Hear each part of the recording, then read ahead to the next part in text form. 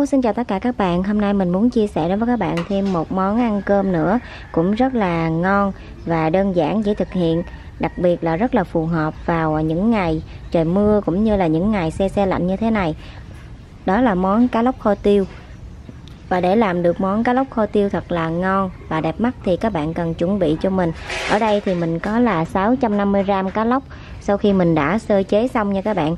Thường thì mình sẽ rửa qua với hỗn hợp muối và chanh hoặc là giấm để cho nó sạch nhớt. Rồi cá lóc đồng á các bạn, thường thì mình mua ở dưới quê thì hiện tại là 1 kg là 80.000. Cá lóc đồng ăn thì nó sẽ ngon hơn là cá nuôi nha. Rồi tiếp theo nữa đó là hành tím nè, tỏi băm, hành lá và mình sẽ kho với ớt hiểm. Nếu các bạn không ăn cay được thì các bạn thay thế bằng ớt sừng, cũng như là các gia vị nêm nếm cần thiết khác như là đường, bột ngọt, hạt nêm và nước mắm tiêu xay. Rồi bây giờ chúng ta sẽ cùng bắt tay vào thực hiện món cá lóc kho tiêu này nhé. Rồi đầu tiên thì mình sẽ đi ướp cá nha các bạn. Đó, các bạn thấy không, cá lóc đồng đó các bạn, nó còn nhỏ thôi. Nhìn như thế này là to nhất rồi đó, cá lóc đồng á thì nó có trứng luôn nè. Rồi với 650g cá lóc thì mình sẽ cho vào đây 1 muỗng canh đường.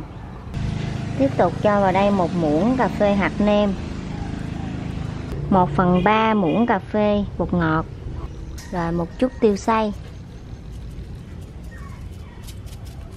Các bạn sẽ trộn đều. Các bạn sẽ ướp trong khoảng thời gian là 15 phút.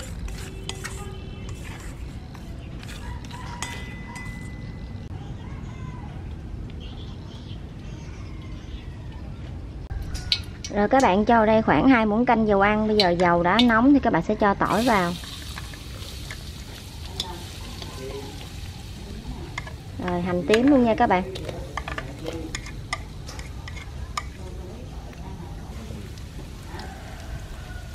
Rồi lúc này tỏi và hành đã thơm và vàng ha các bạn. Bây giờ mình sẽ cho cá vào nha.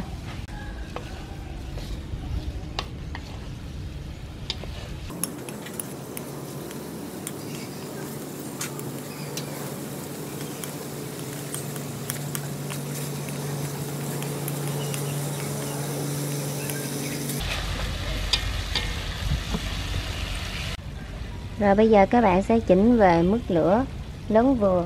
Các bạn cho vào đây thêm 1 muỗng canh đường. Cho vào đây 3 muỗng canh nước mắm.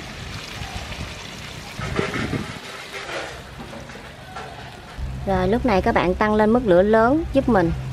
Tăng lên mức lửa lớn nhất, các bạn cho vào đây một ít nước sôi nha các bạn. Nếu như không có nước sôi thì các bạn có thể là dùng nước dừa tươi thì sẽ càng ngon hơn. Rồi lúc này thì các bạn sẽ cho nước màu vào nha. Các bạn nhận thấy là bắt đầu cá của mình nó đã săn lại rồi và nó rút bớt một nửa thì các bạn mới cho nước màu vào. Mình không nên cho vào quá sớm nha.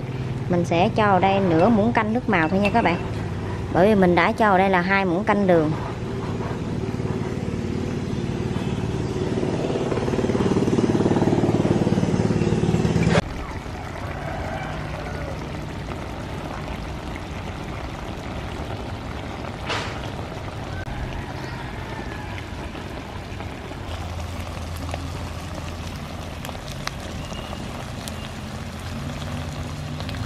Rồi lúc này cá nó lên màu đẹp cũng như là đã chín rồi. Thì bây giờ các bạn sẽ cho ớt vào nè, ớt hiểm nha. Các bạn có thể là chỉnh về mức lửa trung bình.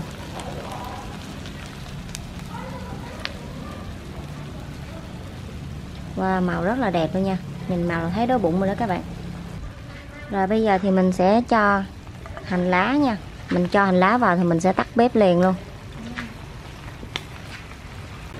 Rồi bây giờ mình sẽ tắt bếp và mình sẽ cho tiêu lên.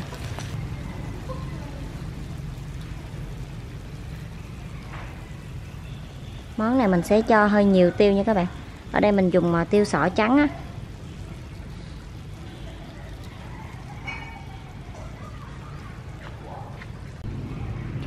Rồi như vậy là chúng ta đã hoàn thành xong món cá lóc kho tiêu thật là ngon và đẹp mắt như thế này. Nếu như các bạn cảm thấy yêu thích, đừng quên cho mình một like và đăng ký kênh để ủng hộ cho mình, cũng như là chia sẻ cho thật nhiều bạn bè để biết thêm một món ăn thật là đậm đà và đưa cơm như thế này. vào những ngày mưa cũng như là những ngày se se lạnh nha. Cảm ơn tất cả các bạn đã theo dõi. Chúc các bạn thành công và ngon miệng. Hẹn gặp lại các bạn vào những món ăn ngon tiếp theo. Bye bye.